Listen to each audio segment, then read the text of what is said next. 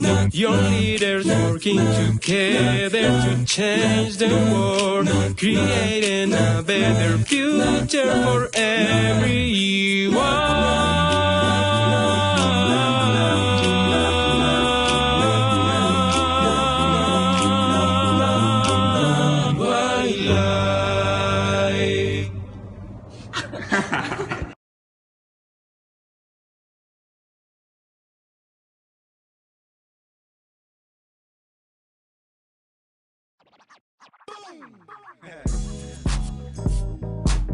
Now that I got your attention, yeah, hey, how you doing? How you doing? How you doing? How you doing? Come on, hey, maybe done, maybe married, hey, back again, hey. Hi there, my name's Hannah and I'm the Deputy CEO at Rescue Global. We're an international disaster response and risk reduction organisation, and we work worldwide on countries and communities that are facing disasters, and we work with them in the response phase and then also in the risk reduction phases, so before and after disasters occur.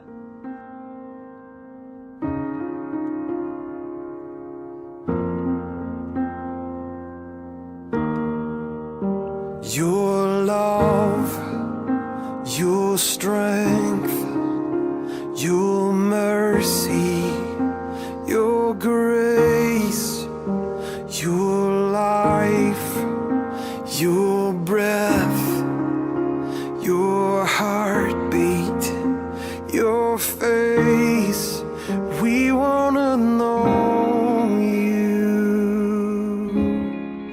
We wanna know you more.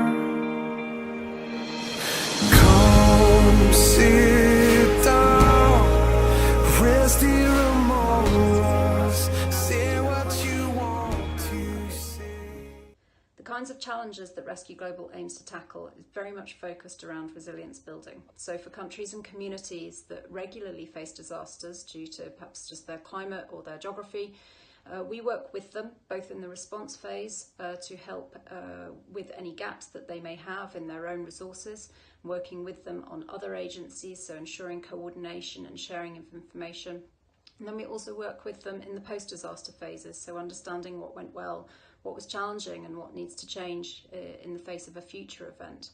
We also work with those same countries and communities to prepare for events as well, to make sure that organisations and response agencies and governments and communities are as well prepared as they can be. To give examples of some of the impacts of our work, I'll reference two disasters that have happened over the last few years. So one is Super Typhoon Haiyan in the Philippines, which took place in 2013. And during that response, in which we had a team of 5 with just one small airplane, they were counted as being responsible for saving 5,000 lives of people who had been going without food and water for quite a number of days since the typhoon had occurred. Our team had identified them, understood what those needs were, and then made sure that information was passed back as quickly as possible to the right agencies so that aid could be deployed quickly to those communities so that they could have food and water and medical supplies delivered.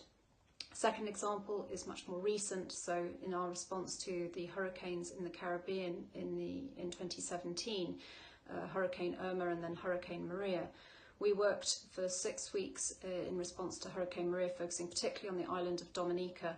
And the work that we were doing was running an air bridge which was taking out doctors and other medical professionals, medical supplies, food supplies, and then bringing back vulnerable people, so people who perhaps needed medical attention that they weren't able to receive in Dominica. During that time we transported 379 people, so people who either needed to get out there to be able to provide assistance or people who needed to get back to a safer base so that they could receive medical assistance.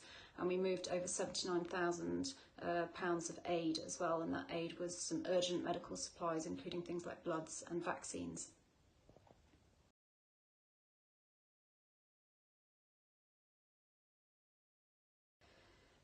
Rescue Global deployed to the Caribbean originally in response to Hurricane Irma, so in early September, and our work was initially focused around the Virgin Islands, so the British Virgin Islands and the US Virgin Islands.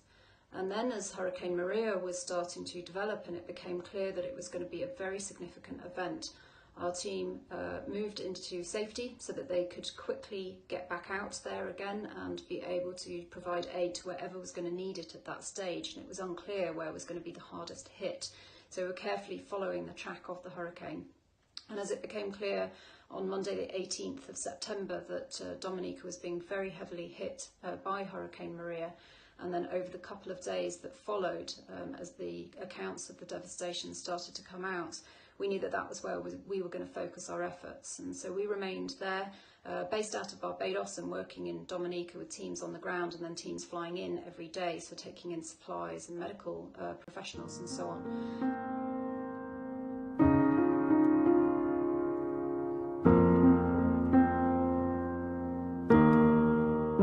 Your love, your strength, your mercy, your grace, your life, your breath, your heartbeat, your face.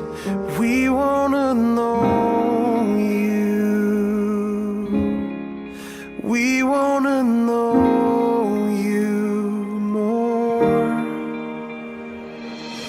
Come sit down, rest here among us. Say what you want to say. Come sit down, alive in your presence. Lord, come and take your place.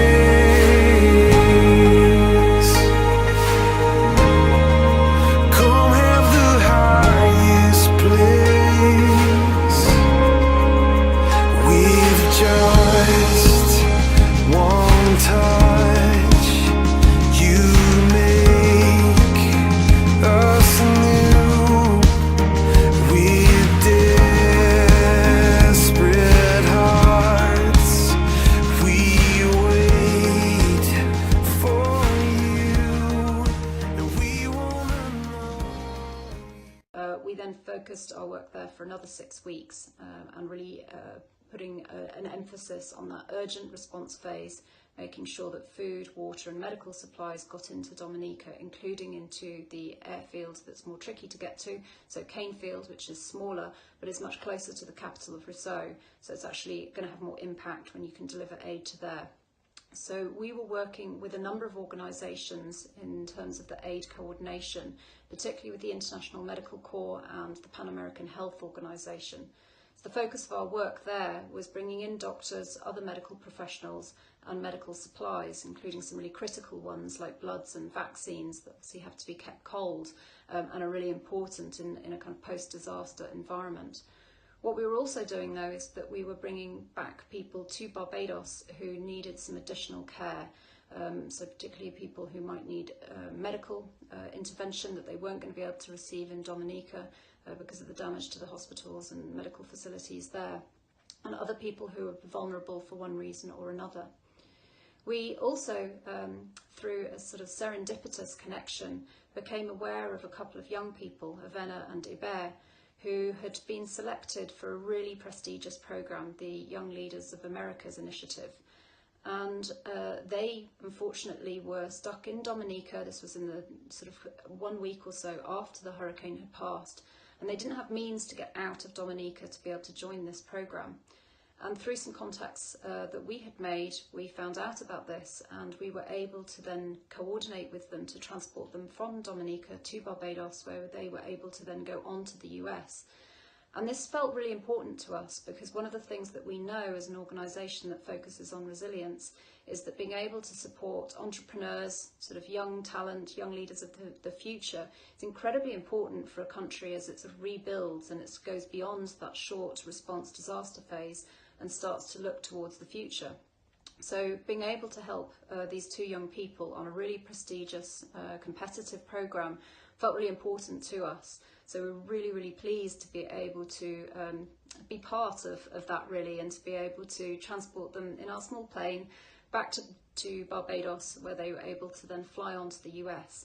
And what's fantastic is that we've been able to stay in touch with them. So we now know that they are back in Dominica, they're working on their entrepreneurial projects, and they're going to be starting to roll those out, and we're in touch with them to hear how they're doing and really supportive of those. IBERA has a project that's focused on agriculture, and food, livelihoods and food supplies and security are so important in a post-disaster environment. It's going to be really interesting to see how that project evolves.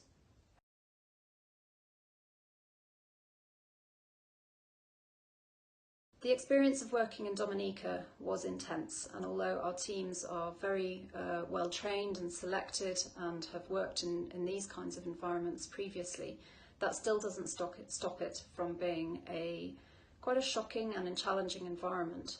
The devastation on Dominica is incredibly widespread. There is barely a structure that has not been affected by the hurricane.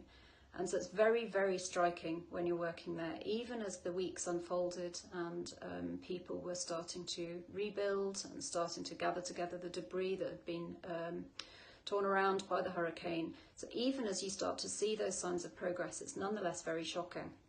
And I think one of the things that was most striking in the 1 to 2 weeks after the hurricane had passed was just the level of devastation, and being a heavily forested island, which is normally lush and green and beautiful, what you see is that there's almost no green left, and it is really very shocking to see, because you just see the widespread nature of that devastation.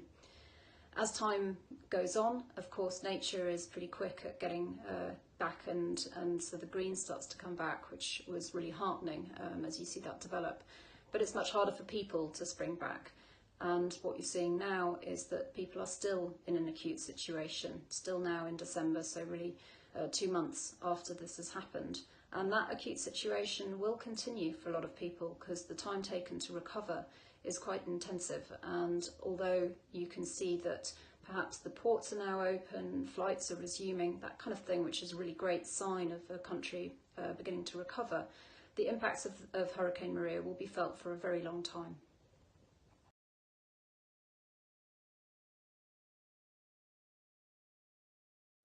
Whilst we were working in the Caribbean during September, October and early November, we visited a number of islands. So we focused our work on Dominica, but we did also do some work in Turks and Caicos and the Virgin Islands. And those islands were definitely hard hit as well. The reason that we focused our efforts in Dominica was because we felt that that was where there was going to be greatest need, and also perhaps some of the bigger gaps in terms of international aid coming in. So for us, it felt important to be able to work with the Dominican authorities, with the other Caribbean military personnel who were there, so particularly Jamaican authorities that were there as well in support, and then the other humanitarian organisations, so International Medical Corps and the Pan American Health Organization, in order to focus the efforts there, because that's where we felt that we could have the greatest positive impact.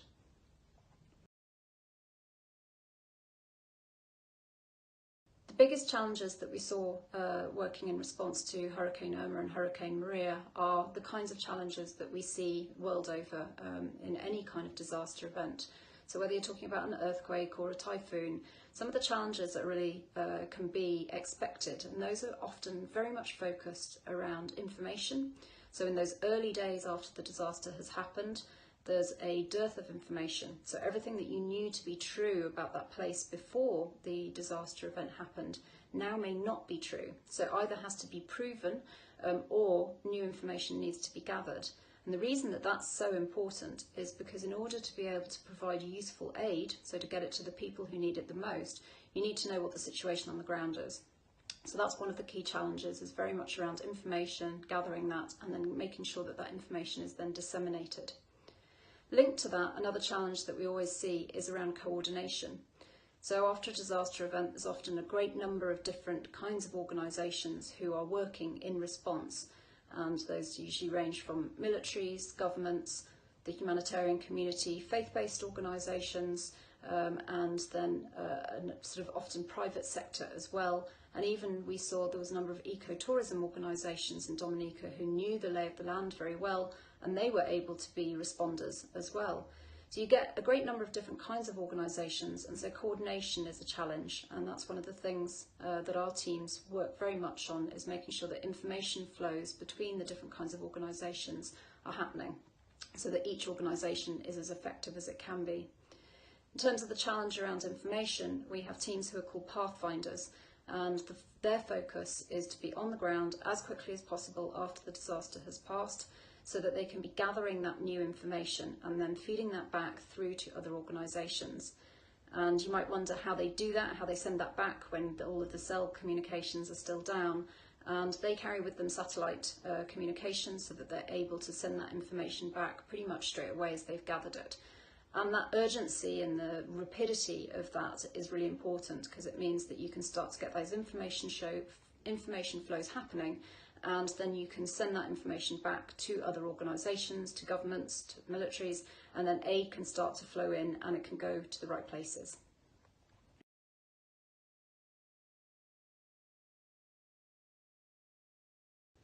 The top tips that Rescue Global would propose for places that are likely to experience hurricane events, so any of the Caribbean islands, is really around preparation. And the key things that we would say that you need to have in place ready for hurricane season is firstly around information. So know what sources you can trust, so that you can look at what weather is incoming, so you can understand what the severity is likely to be whilst you still do have access to Wi-Fi or cell communications. So find out which are the reputable suppliers of information about weather and climate events, and track those throughout the hurricane season. The other aspect is around sort of physical preparation. So make sure you have backups of food, water, power supplies, so whether that's solar power, batteries, that sort of thing, and food and water that's going to have long duration, so canned food, that sort of thing. And make sure that those are stocked in a couple of places, so that if one set gets damaged, then you know that you've got backups. The other is having plans in place. So these are almost the more human factors, if you like. So speak with your families, talk about where would we go if one of us was out at work whilst this happens. Then how do we know where to go so that we can find out if each other is safe? So talk through what are the scenarios, what are the options. Think about which are the buildings that are most likely to be resilient to something like a bad hurricane. So the planning is really the key. And that takes the sort of physical form, so the things that you can have in place that would make your lives better, safer in the immediate days after a hurricane has passed. So the food, water, power, communications, backups if you can, that sort of thing. But then also that planning element, which is really just as important. So talking through what are the risks, what are the challenges likely to be. If the roads are destroyed, then where do we go? Or if one part of the family is separated from another, what would we do so that we know that we can be relatively sure that they're safe, even if we're not able to be in communications for a few days. So planning really is key, and building that on top of information sources so that you kind of have a sense of what may be coming your way.